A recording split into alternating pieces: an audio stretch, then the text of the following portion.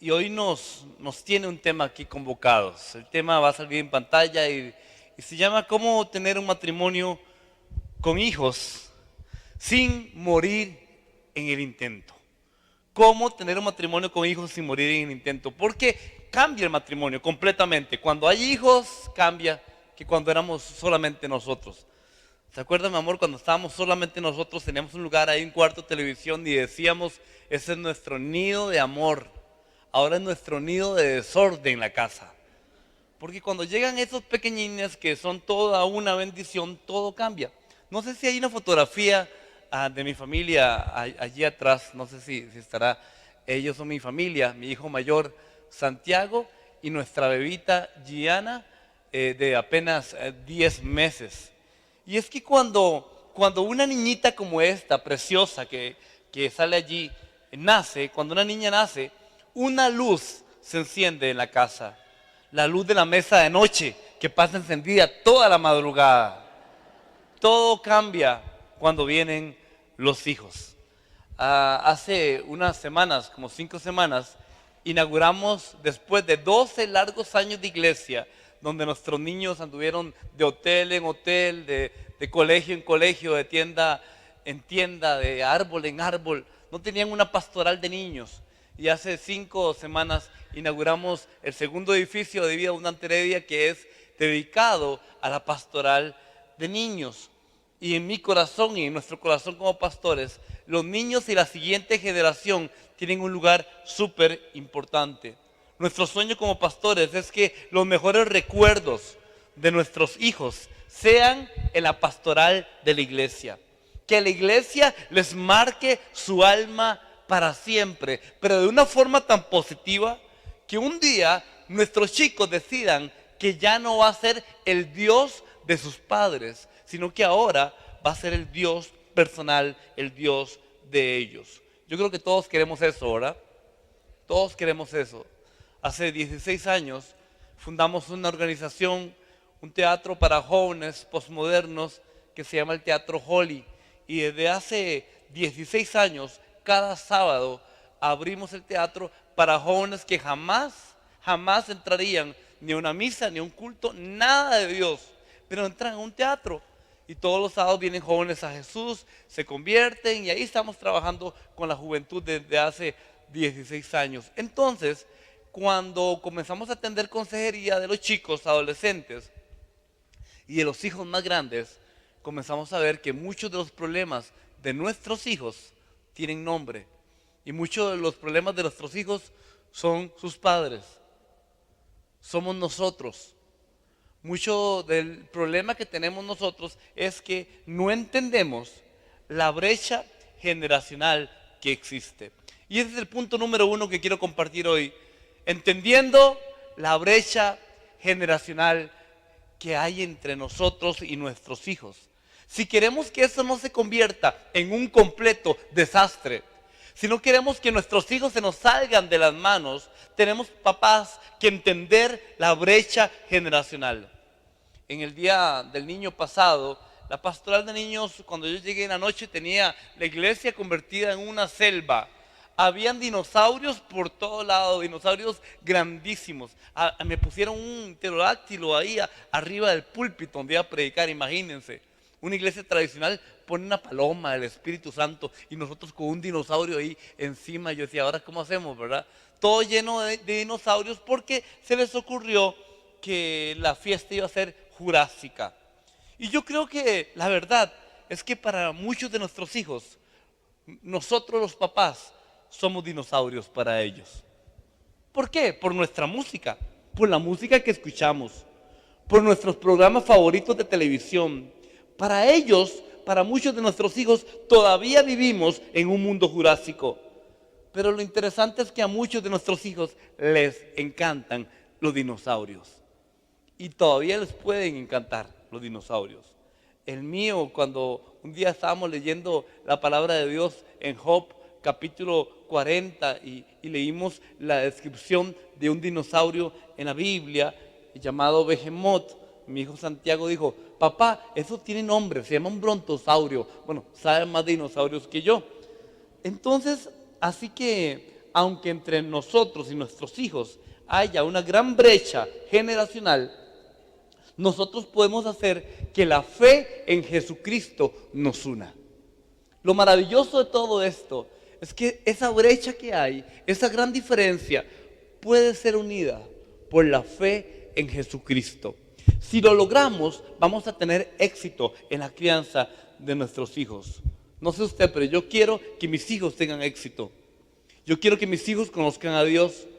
Yo quiero que mis hijos permanezcan, como dice la Biblia, permanezcan para siempre.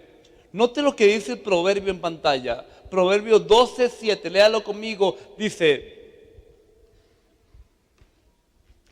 los malvados se derrumban y dejan de existir, pero los hijos de los justos, ¿qué dice?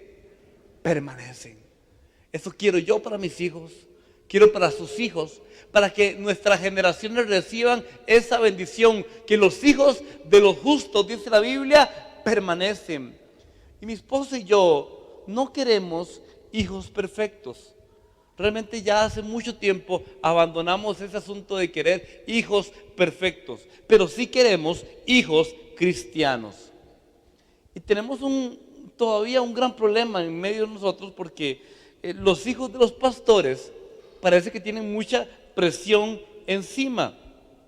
Yo tuve que explicarle una vez a la iglesia que mi hijo no es un pastorcito, que mi hijo es un niño normal y que a veces se porta muy, muy bien y a veces no tan bien.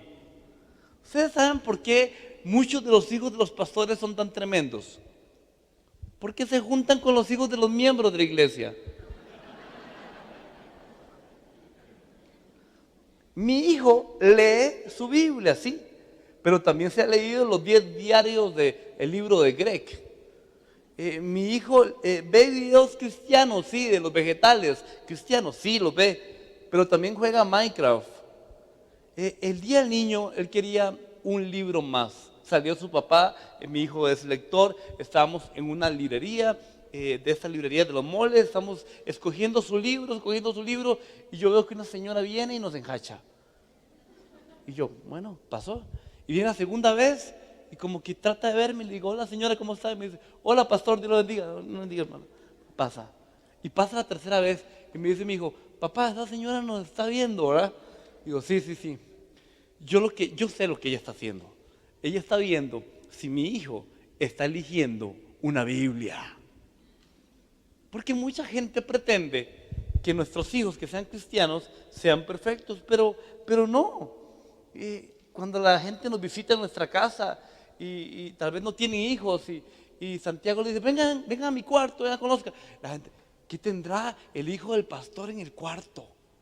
¿Con qué juguete jugará? Y la gente se imagina que nuestro hijo, no sé, que tiene muñecos del rey David o cosas así. Yo no sé qué se imaginará. Bueno, la verdad es que sí tiene uno. Sí, la verdad que sí. Yo no sé qué se imaginará si los hijos de nosotros juegan con muñecos de Jesús. Y sí tiene un muñeco de Jesús, ¿verdad? Pero mi hijo también juega con Legos y con muñecos de Star Wars. Y yo no quiero que él sea un rudito, porque yo comprendí hace mucho tiempo de que nacimos en diferentes generaciones. ¿Cuántos acá, parejas jóvenes, matrimonios jóvenes acá, nacieron del año de 1985 en adelante?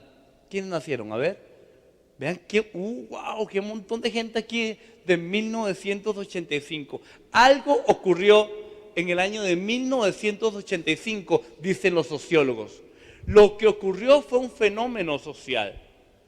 En 1985 nace la primer generación 100% postmoderna. Y ahí comienza a darse una gran brecha aún más marcada en la crianza de nuestros hijos. Porque algunos acá, que son más viejillos, nacieron con una influencia postmoderna, con influencia. Pero los que nacieron de 1985 en adelante ya nacieron 100% postmodernos. Quiero explicarlo así. 1985 está acá. Entre yo más alejado esté de 1985, entre más acá haya nacido, yo menos posmoderno soy y soy más moderno. Yo nací en 1977, entonces estoy alejado del 85. Yo no soy posmoderno, tengo influencia posmoderna, pero no soy 100% como ellos. Pero mi papá falleció hace 7 meses y el Señor nos lo regaló por 90 años. Él nació en 1926. Entonces la brecha entre mi papá y yo era una brecha grande. Entonces ya comprendo por qué había mucha discusión, porque a veces no me entendía, no entendía a mis hermanos, no nos entendíamos ninguno, porque si somos papás tenemos que entender que con nuestros hijos y los que tienen nietos acá, hay una brecha generacional. Y para ganar para Cristo a estas generaciones debemos de entender a estas generaciones. Estaba en un curso de liderazgo en el INCAE y hablaban de las diferentes generaciones y me llamó mucho la atención la siguiente tabla. Veámosla para que podamos entenderlos, por favor. Tenemos que entender la brecha que hay entre nosotros, número 1, y número 2, entender ese contexto histórico en el cual estamos viviendo.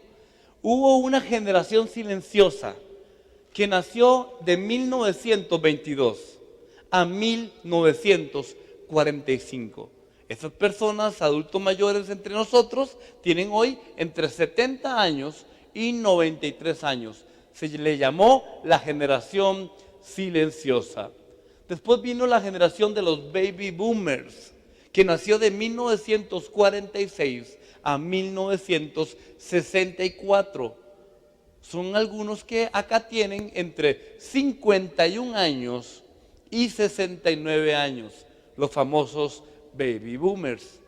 Y estuvo la generación X, que nació entre 1965 a 1980, que en ese momento son los papás que tienen entre 35 y 50 años. Muchos de acá están diciendo, Dios mío, con los pelos en el alambre, todavía soy generación X. Y más de usted se quitó 2 o 3 años, ¿verdad? Ahí están dentro de la generación X. Pero está la generación Y, o lo que se han denominado los millennium, que nacieron de 1981 al año 2000. Ellos son los chicos que tienen ahora entre 15 y 34 años. Si yo quiero entender esta brecha generacional, tengo que entender algunas cosas con respecto a nuestros hijos. Por ejemplo, ¿cuántos tienen acá 25 años aproximadamente? 25, muy bien. Todos los de ustedes que nacieron y hoy tienen 25 años, vean lo que ocurrió. Con 25 años quiere decir que ustedes tuvieron acceso al internet cuando entraron al kinder. Ya había internet. Quiere decir que Google nació cuando usted tenía 8 años de edad y que usted comenzó a hacer sus tareas en Wikipedia, recuerda, a los 11 años de edad, y usted creó su perfil de Facebook cuando tenía 14 años de edad. En realidad, nuestros hijos son de generaciones diferentes. Y papá y mamá, si no lo entendemos o no queremos entenderlo, va a costar mucho transmitir la fe a la nueva generación. Un último dato respecto a esto. Hace 6 meses ocurrió lo siguiente, veámoslo acá. En un solo día, 1.000 millones de personas, en un solo día, usaron la red social Facebook. Se metieron en el mismo día 1.000 millones de personas conectadas. Esto equivale a la población de todos los Estados Unidos de Norteamérica, equivale a la Unión Europea y a Nigeria combinadas al mismo tiempo. Así que realmente algo comenzó a ocurrir. Es una brecha generacional. Entonces, si logramos entender que hay una brecha, también tenemos que entender, número dos, entender que hay una importancia en esta noche. La importancia entonces de dedicar esta generación al Señor. La importancia de una generación dedicada al Señor. Me preocupa en sobremanera muchos matrimonios jóvenes que no quieren tener hijos. Me preocupa muchísimo.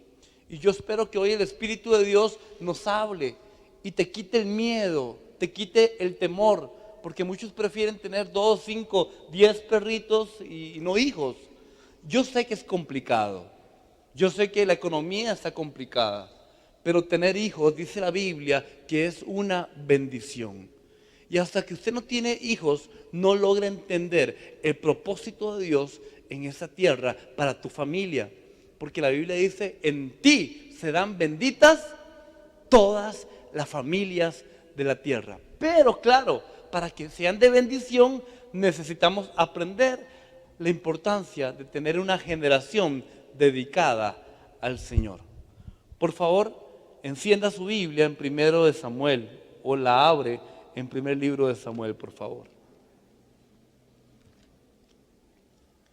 Es el noveno o octavo libro de la Biblia. Ahí va a encontrar desde el Antiguo Testamento, se viene Génesis, se iba hasta contar 8 libros y se encuentra con el primer libro de Samuel. Vamos a estar en el capítulo 1 en esa noche. Primer libro de Samuel, capítulo 1. Les cuento un poco la historia. Encontramos acá la historia de un joven, el profeta Samuel. Pero en el capítulo 1 comienza la historia de él, de su nacimiento. Resulta que su mamá se llama Ana. Y Ana era estéril. Y Elcaná, que es el esposo de Ana, en ese momento estaba casado con 2 mujeres, después les cuento esa historia, pero estaba casado con 2 mujeres. Penina era su primera esposa y sí tenía hijos. Y Penina molestaba, le hacía bullying a la pobre Ana porque no podía concebir. Y así pasa la historia. Y versículo 3 del capítulo 1 del primer libro de Samuel dice, cada año Elcaná salía de su pueblo para adorar al Señor Todopoderoso y ofrecerle sacrificios en Silo, donde Ofní y Finés y 2 hijos de Elí oficiaban como sacerdotes del Señor. Aquí hay un dato muy importante. Esta familia de Ana y Elcaná se congregaban en una iglesia donde el pastor se llamaba Elí. Parece que era un hombre de Dios. La iglesia estaba creciendo, sus hijos eran sacerdotes en la iglesia, eran líderes en la iglesia. Esto a través de los años va a cambiar según la historia. Verso 5.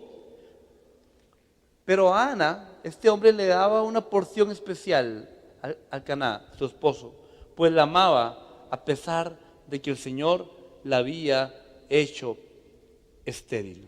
Verso 7. Cada año cuando iban a la casa del Señor sucedía lo mismo. Penina la atormentaba hasta que Ana se ponía a llorar y ni comer quería. Entonces Elcaná, su esposo, le decía, Ana, ¿por qué lloras? ¿Por qué no comes? ¿Por qué estás resentida? ¿Acaso no soy para ti mejor que 10 hijos? Y se queda viéndolo él y, no, mi amor. Es que solamente las mamás, solamente los papás saben la bendición de los hijos. Mi amor, pero yo soy contigo excelente, no soy mejor yo que 10 hijos. Y ella, no, yo quiero ser mamá. Sigamos leyendo. Y dice que una vez, verso 9, una vez estando en Silo, Ana se levantó después de la comida y a la vista del sacerdote Elí, que estaba sentado en una silla junto a la puerta del santuario del Señor, con gran angustia ella comenzó a orar y a llorar desconsoladamente en la iglesia. Verso 11. Entonces hizo este voto. Vean el poder de una mujer que hace un voto para consagrar su generación para Cristo, para criar a sus hijos en el Evangelio. Hay un poder impresionante acá. Versículo 11. Entonces hizo este voto: Señor Todopoderoso, si te dignas mirar la desdicha de esta sierva tuya, y si en vez de olvidarme te acuerdas de mí y me concedes un hijo varón, yo te lo entregaré. ¿Para cuándo? Para toda su vida, y nunca se le cortará el cabello. Esa era una conversación entre ella y Dios, un voto que ella hizo con Dios. Sin embargo, en la iglesia, el pastor andaba por ahí y había gente orando, y había gente en vigilia, y gente oraba, gente se iba, pero esa muchacha se quedaba en la iglesia orando y orando. Versículo 12, como Ana estuvo orando largo rato ante el Señor, Elí se fijó en su boca. Sus labios se movían, pero debido a que Ana oraba en voz baja, no se podía oír su voz. Entonces ella estaba balbuceando y se movía muy poco la voz y balbuceaba, y el pastor se embarcó. El pastor pensó que la muchacha estaba borracha. Vean qué bañazo, vean, dice. Elí pensó que estaba borracha, así que le dijo, verso 14, ¿hasta cuándo te va a durar la borrachera? Deja ya el vino. Esta es la iglesia, estamos en la casa del Señor. ¿Cómo vas a estar aquí tomando guaro, tomando vino? ¿Por qué estás borracha? Déjalo ya. Verso 15. No, mi Señor, no he bebido ni vino ni cerveza. Solo soy una mujer angustiada que ha venido a desahogarse delante del Señor. Por favor, no me tome usted por una mala mujer. He pasado este tiempo orando debido a mi angustia y debido a mi aflicción. ¡Qué embarcada! El pastor no sabía ni dónde meterse y le dice, verso 17, vete en paz, tranquila, respondió Elí, que el Dios de Israel te conceda lo que has pedido. Gracias, dice ella. Ojalá favorezca usted siempre a esta sierva tuya. Con esto, Ana se despidió y se fue a comer. Desde ese momento, su semblante cambió. Luego el Caná se unió a su esposa y el Señor se acordó de ella. Verso 20, Ana concibió y pasado un año dio a luz un hijo y le puso por nombre Samuel. Porque Samuel significa al Señor se lo pedí. Y un año después va a haber dedicación de niños en la iglesia de Elí. Y entonces el Caná dice, mi amor, vamos a dedicar al niño. Y ella dice, no, yo todavía no voy. Pero si usted se lo dedicó, usted dijo que era para el Señor. Lea el versículo 22. Ana no lo acompañó. No iré hasta que el niño sea destetado, le explicó a su esposo. Entonces lo llevaré para dedicarlo al Señor y allí se quedará el resto de su vida. Bueno, haga como quiera, dice, está bien. Ella estaba esperando destetar al niño. Algunos dicen que el niño tenía entre 2 años y 5 años que le dio de mamar esta mujer hasta destetarlo, porque ella le había dedicado su hijo al Señor. Y cuando este niño fuese destetado, quedaría al servicio de Dios en el templo. Versículo 24. Cuando dejó de amamantarlo, salió con el niño, a pesar de ser tan pequeño, y lo llevó a la casa del Señor. Y el verso 26 dice, dijo Ana, mi Señor, tan cierto como que usted vive, le juro que yo soy la mujer que estuvo aquí a su lado orando al Señor. Este es el niño que yo le pedí al Señor y Él me lo concedió. Ahora yo por mi parte se lo entrego al Señor. Mientras el niño viva estará, ¿qué cosa? Dedicado a Él. Y entonces Elí, el pastor de esa iglesia, se postró ante el Señor recibiendo a este niño. Amigos, la importancia de dedicar a nuestros hijos delante del Señor no es cualquier cosa.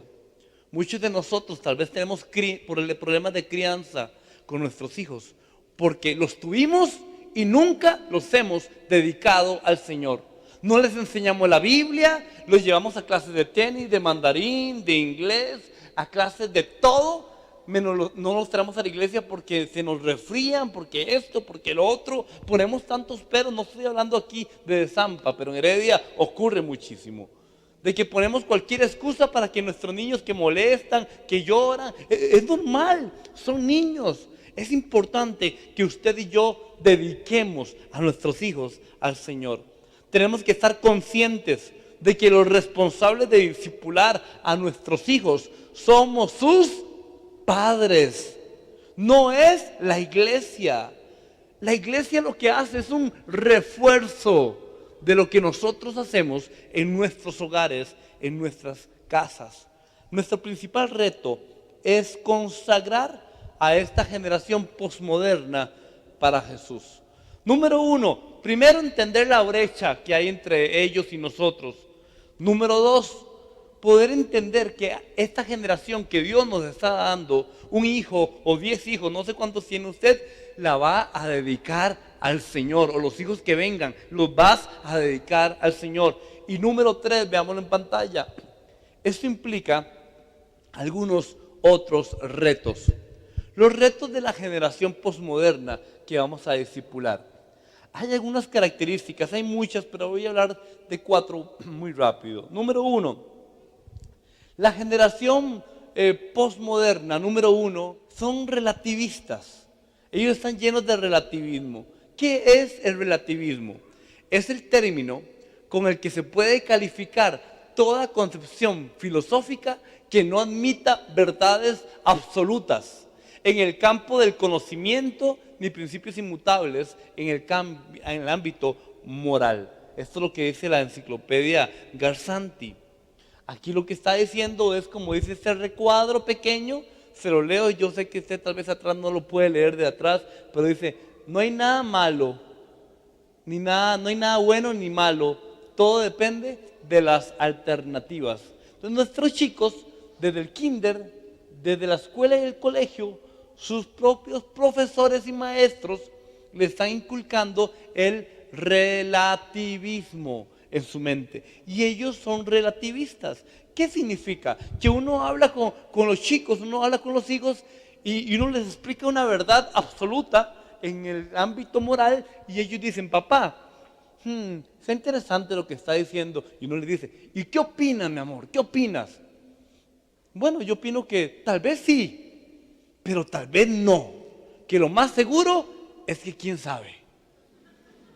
Porque tienen una mente como llena de relativismo. Y tenemos que entenderlos. Ellos son relativistas. No son como nosotros, como era nuestra generación que teníamos, era blanco o negro. Ellos tienen un montón de tonos. Vaya a pintar la casa para que vea los montón de tonos que le sacan ahora uno, celeste de todo o rosados de todo. Es impresionante. ¿Por qué? Porque el relativismo ha llenado nuestra generación posmoderna. La segunda característica es que ellos son pluralistas. El pluralismo les ha llenado su cabeza también. ¿Qué hablamos de pluralismo? Ellos tienen una multiplicidad de opciones, tienen opciones múltiples.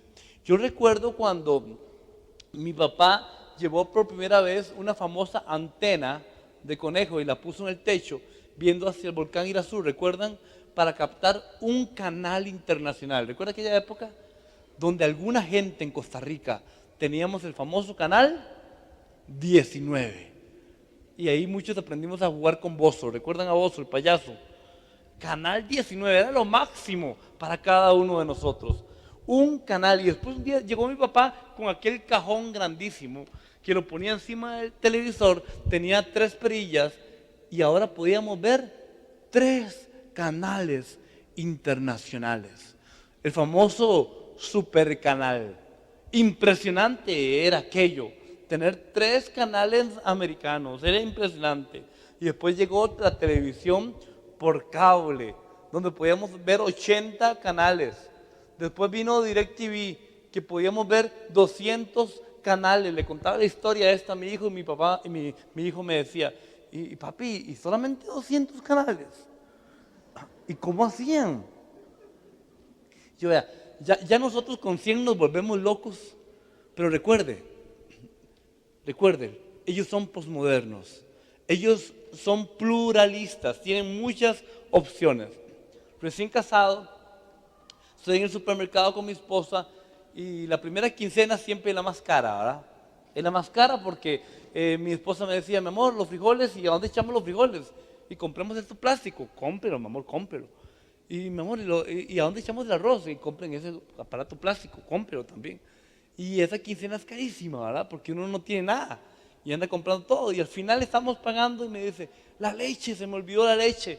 Vas a comprarme la leche. Yo llego ahí a ese supermercado grande y veo un montón de leche, pero ¿cuál compro?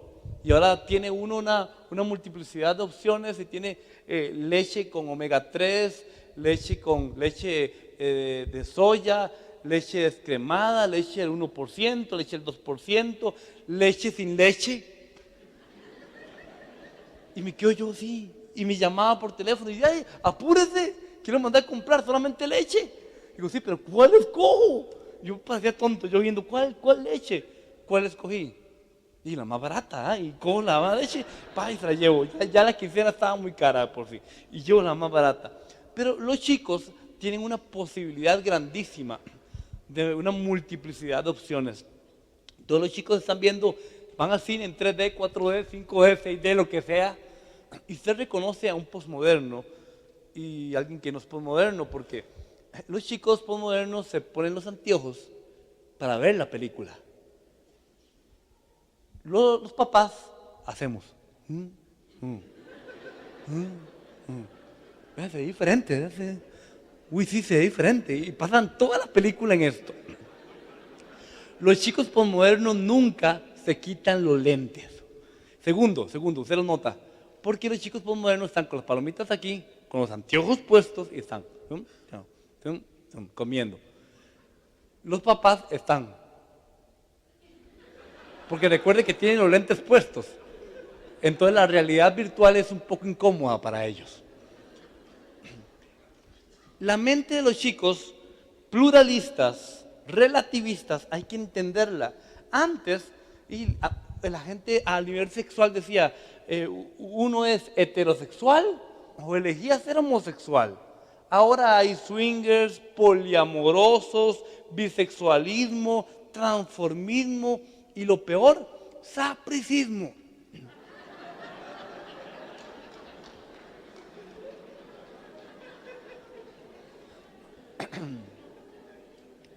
Nuestros jóvenes están en un enredo y hay que entenderlos. A ellos se les ha enseñado todo esto de relativismo y pluralismo. Veamos una tercera característica de nuestros chicos. La tercera es la tolerancia, o más bien una falsa tolerancia. Una falsa tolerancia. Hellbock, que es uno de los máximos exponentes de esa falsa tolerancia, dice lo siguiente. Vamos a ver si usted está de acuerdo con esto. Dice él, todo el mundo tiene derecho a sus creencias. ¿Esto es cierto o no es cierto? Sí, todo el mundo tiene derecho. La gente tiene derecho de recibir a Cristo, de rechazar al Señor. Tiene derecho a pensar lo que quiera. Todo el mundo tiene derecho a sus creencias. Además, dice él, todas las creencias son iguales. Aquí empezamos en problemas. Pregunta, ¿todas las creencias son iguales? Hoy tenemos aquí en Costa Rica una señora de 45 años que está peleando por casarse con su hija. ¿Todas las creencias son iguales? No. ¿Todos los valores son iguales? No. ¿Todas las verdades son iguales? Usted como papá y yo como papá decimos no, pero nuestros hijos dicen sí. ¿Cuál es el problema? Entonces nos ven como intolerantes a los cristianos, porque el versículo favorito nuestro es Juan 14:6. Jesús dijo, yo soy el camino. Yo soy el camino, no hay otro camino. ¿Cómo que no hay otro camino? Que Jesús más cerrado.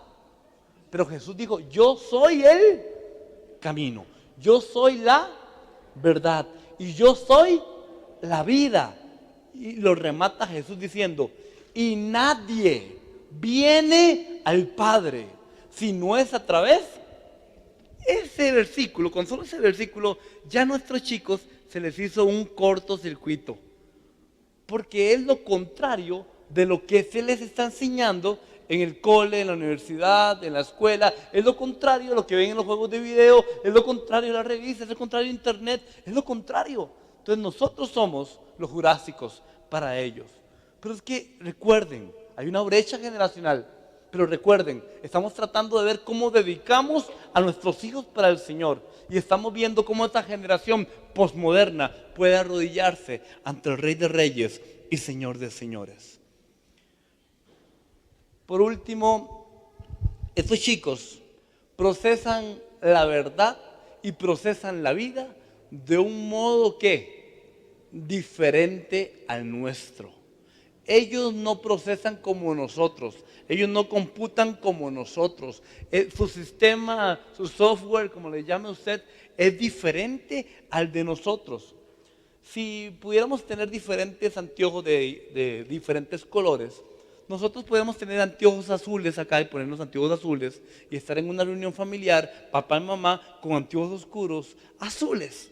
Pero nuestros hijos están hablando del mismo tema, pero con anteojos rosados o con anteojos amarillos. Y entonces ahí vienen los problemas familiares. Pero si lo hablamos en la reunión, hubo reunión familiar. ¿Qué fue lo que pasó? ¿Qué es? Que no entienden. Realmente no es que no entienden, sino que dijimos que ellos procesan la verdad y procesan la vida de un modo diferente al nuestro. Estoy en una consejería de novios, de unos adolescentes allí y estamos hablando de la integridad sexual y de todo esto. Mira, pastor, desde con nosotros no tenga problemas, nosotros caminamos en santidad. Nosotros lo único que hacemos es sexo oral, es santidad total. Entonces yo me quedo como, ¿me dijo lo que me dijo? ¿O me enredé? ¿O estoy muy cansado? Me da pena preguntarles. Y él seguía, y yo en santidad, pastor, aquí en la iglesia, pura santidad, santidad a Jehová. Ya. Entonces, ¿cómo es el asunto? ¿Cómo fue que me dijiste? No, pastor, que nosotros nada, ni coito, ni nada de eso, ni penetración, porque es para el Señor, en nuestro noviazgo, solamente sexo oral para cuidarnos. Y vean, chicos, entonces tuve que ponerme los anteojos ¿de quién? De ellos, para poder hablarles y entender y que me entendieran qué significa santidad, qué significa pureza, porque estábamos hablando de un término que los dos estábamos hablando del mismo término con conceptos completamente diferentes.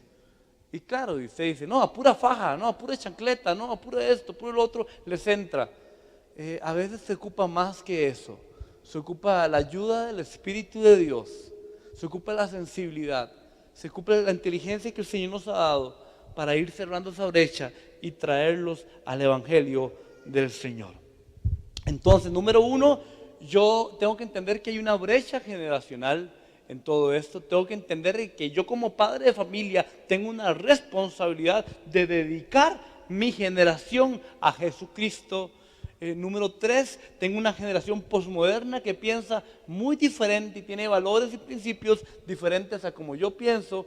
Y por último, número 4, en esta noche, necesitamos nosotros los que estamos aquí convertirnos en las estructuras de credibilidad de nuestros chicos.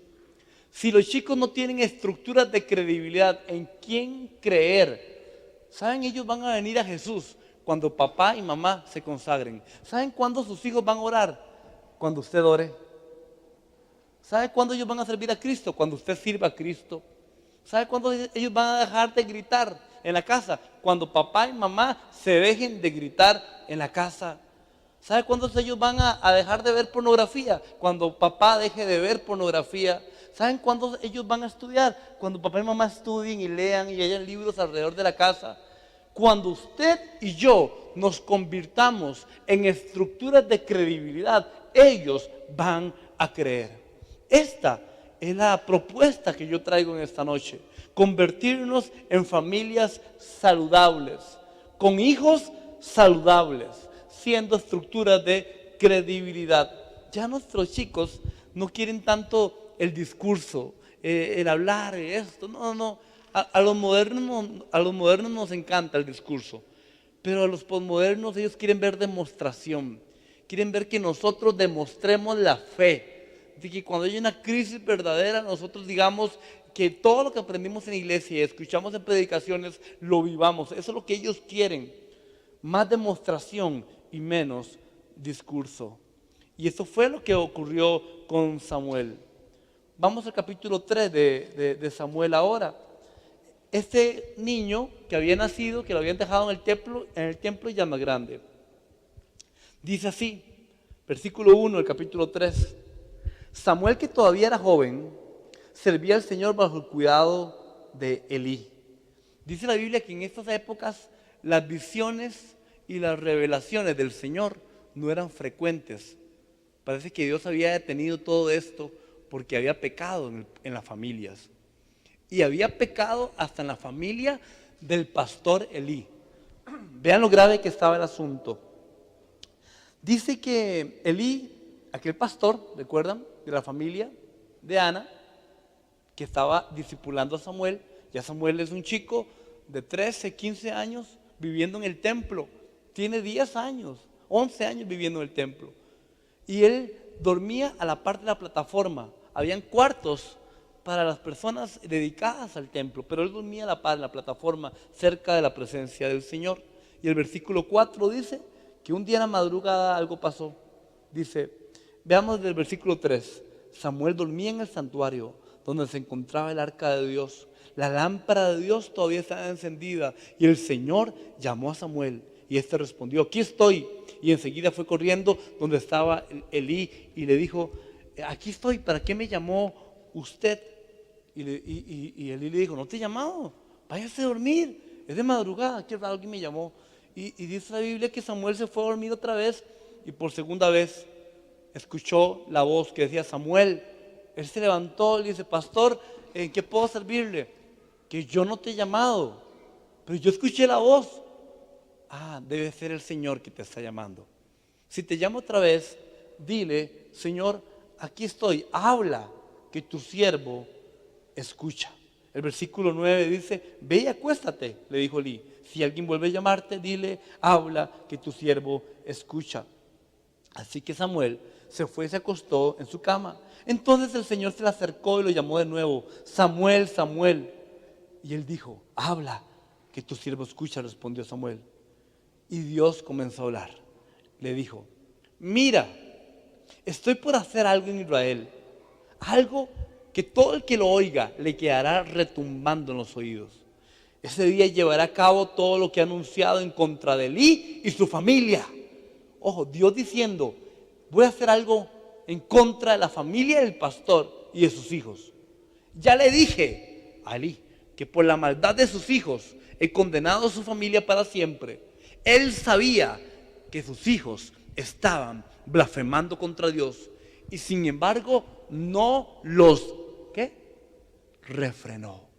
En otra versión, Reina Valera dice, no les puso obstáculo a sus hijos. ¿Será que habrá familias acá? ¿Será que habrá padres alcahuetes? Decía mi mamá. ¿Será que habrá alguno de nosotros que nuestros hijos están haciendo algo malo y los seguimos dejando hacer lo que les dé la gana y viviendo en nuestra casa como un hotel y mandando ellos y haciendo las cosas que les da la gana? Si algo le enojó a Dios fue ver a un líder, a un pastor que no refrenó a sus hijos y vino una maldición sobre esa familia. Verso 14, por lo tanto, hago este juramento en contra de su familia, que ningún sacrificio ni ofrenda podrá expiar jamás el pecado de la familia de Elí. Samuel se acostó muy contrariado con esto. En la mañana siguiente, él andaba, no quería ver ni a su pastor por lo que Dios le había dicho. Y Elí lo llamó, Samuel, anoche fue Dios que habló contigo. Sí, habló conmigo. ¿Y qué te dijo? Mejor no me pregunte. Pero no, dígame, ¿qué te dijo? No, mejor no, yo estoy seguro que usted no quiere escuchar lo que me dijo. Dígamelo ya. Y dijo, que no criaste a tus hijos, no los dedicaste. Vivían en el templo, predicaban, cantaban, hacían esto y lo otro, pero estaban haciendo cosas malas. Usted lo sabía y nunca los refrenó. Versículo 18. Samuel se lo refirió todo sin ocultarle nada y Elí dijo, es el Señor, que haga lo que mejor le parezca. Terrible. Elí tuvo la oportunidad de arrepentirse como papá. tuvo la oportunidad que usted y yo tenemos en esta noche de rectificar la crianza de nuestros hijos. Y Elí, por falta de lo que sea, dijo, agachó la cabeza y dijo, sí, es tan grande, ya no puedo hacer nada, prefiero comerme esta bronca. Y fue terrible lo que ocurrió después. Y ahí, ese día, a Samuel se le desboronó, se le cayó su estructura de credibilidad, que era su pastor. Se le cayó su estructura de credibilidad. Pero gracias a Dios, a él le quedaba una viejita, una ancianita. ¿Recuerdan quién era? Su mamá, que era una mujer de oración, una mujer de la casa del Señor. Todavía le quedaba a su mamá que lo sostenía en oración. Y le quedaba al Señor que nunca lo abandonó. Vamos a la pantalla, 1 Samuel capítulo 3 del 19 al 21, dice así: mientras Samuel crecía, el Señor estuvo con él y confirmó todo lo que le había dicho. Verso 20. La siguiente. Y todo Israel desde Dan hasta Beerseba se dio cuenta de que el Señor había confirmado a Samuel como su profeta. Y el versículo 21 termina diciendo que el Señor hizo grandes cosas. Además, el Señor siguió manifestándose en la vida de este hombre. Además, el Señor siguió manifestándose en Silo, y allí se revelaba a Samuel y le comunicaba su palabra. Amigos, más que un edificio o una religión, necesitamos vidas cristianas que sostengan la fe de nuestros hijos. Solamente un consejo: nunca le hable mal a sus hijos de su pastor. Lo digo en una iglesia extraña, lo he dicho en nuestra iglesia. Nunca le hable mal. Cuando usted le habla mal de un pastor a sus hijos, porque usted está enojado porque los pastores cometemos errores y a veces tomamos malas decisiones, y usted los domingos, en vez de almorzar lasaña, almuerza tacos al pastor. Porque en muchas casas lo que se almuerza los domingos es lo mal que estuvo la prédica, lo que no me gustó, cómo va la construcción, y empezamos a criticar. Nuestros hijos van teniendo ahí cosas internas, y después nosotros nos arreglamos con el pastor, nos pedimos perdón y somos los mejores amigos del pastor, y ya nuestros hijos quedaron curados con los siervos de Dios, con los líderes, pastores de jóvenes, ministros de alabanza, como se llamen. Mi esposa y yo nunca decidimos, desde que tuvimos nuestro primer hijo, nunca hablamos mal, nunca hablamos de los problemas de la iglesia, ni de los miembros de la iglesia delante de ellos. Para mi hijo, él ama la iglesia. Mi hijo mayor ama la iglesia. Y todos los amiguitos de la iglesia son como sus primos, el grupo pequeño. Él ama la iglesia, anda correteando por todo lado. Es la casa del Señor. Para él, todos los miembros de la iglesia son santos. Porque nunca mi esposa y yo hemos hablado mal de ningún miembro de la iglesia, de ningún problema. Hemos llorado a solas. Hemos hablado nosotros a solas porque no queremos contaminar su corazón, porque nuestros chicos necesitan estructura de credibilidad. Necesitan otros cristianos a quien creerles. Que nuestros hijos conozcan a Jesús por el testimonio de sus padres, de sus hermanos, de sus tíos y tías, de sus abuelos y sus abuelas, y de los hermanos de la iglesia que está aquí. Amén. Pongámonos de pie, por favor.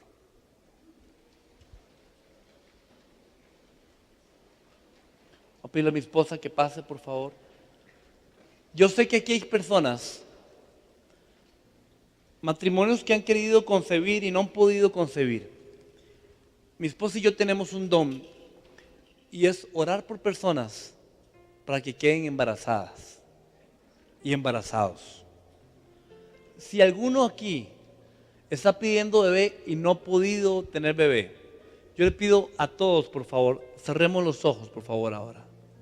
Cerremos los ojos. Cerremos los ojos. Espíritu de Dios, tú estás quitando el temor y estás quitando el miedo en algunos matrimonios jóvenes acá de tener hijos. Algunos, Señor, tendrán hijos del corazón y algunos darán a luz hijos, Señor, pero quita el temor hoy. Quita el temor hoy, Señor, de tener hijos y de criarlos en el Evangelio. Yo sé que la situación es complicada, el mundo cada día está más complicado, pero hoy oramos con fe, como oró Ana. En la iglesia venimos hoy a pedirte a su milagro y todo vientre que no es fértil comience a fecundar. En el nombre de Jesús, todo hombre, Señor, que no ha podido, Señor, traer fertilidad a su casa, oramos ahora para que un milagro de sanidad ocurra en tu matrimonio. Si es tu caso, abraza a tu esposa y dígale: mi amor, vamos a creerlo hoy. Hoy lo creemos. Creemos en milagro de que tú vas a darnos hijos e hijas.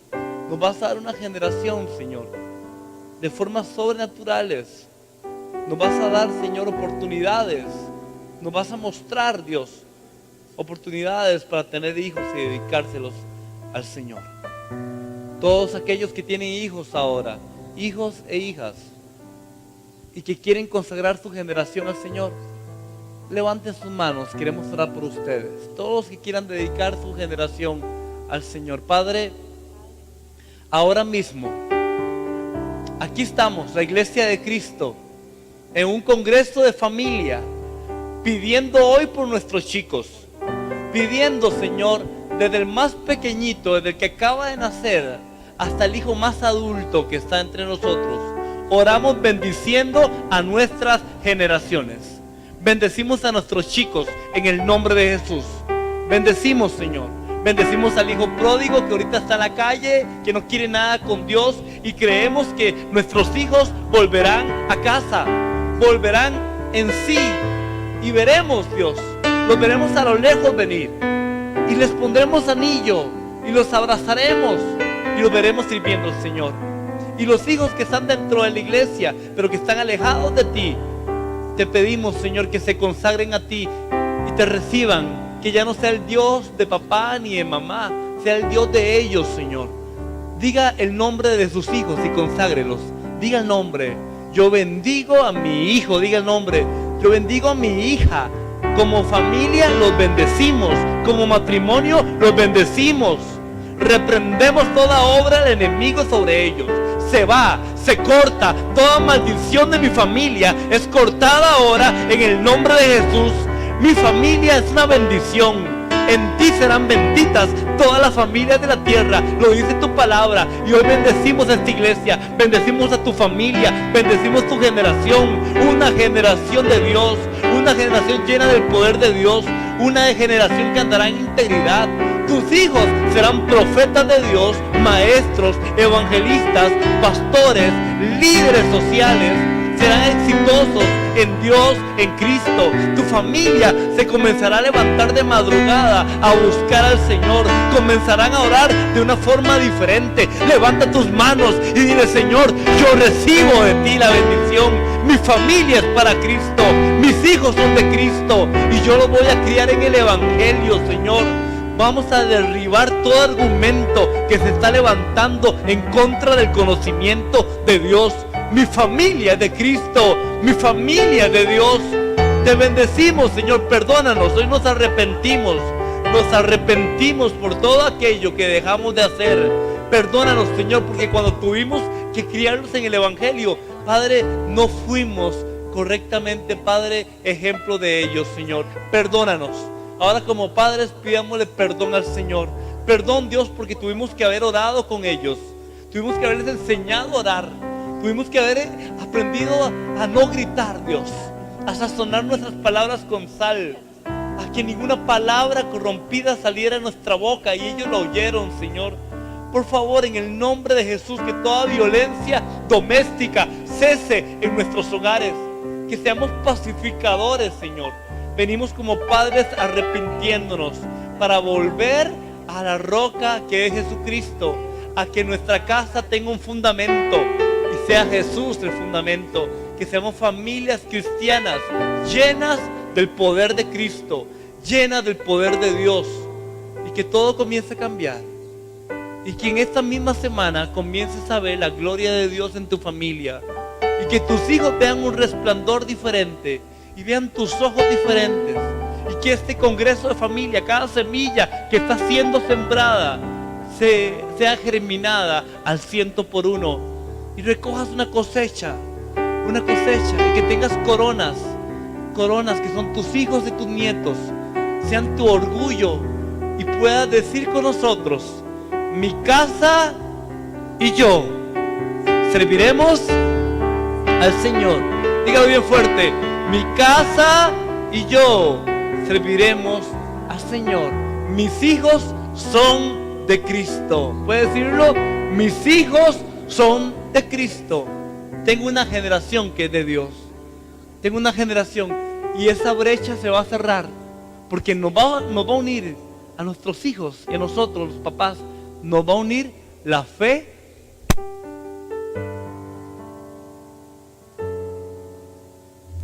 La fe en Jesucristo es lo que nos va a unir. Y daremos gloria y honra a su nombre. En todo momento veremos familias levantadas que tanto Costa Rica necesita. Ver familias, sacerdotes de casas, acá mujeres de oración, familias de Dios que prosperan y que hacen las cosas a la forma de Dios. Amén. Que el Señor bendiga a tu familia y que en el Señor sean benditas todas las familias de Vida Abundante del Sur. Que Dios los bendiga, iglesia amada. Bendiciones.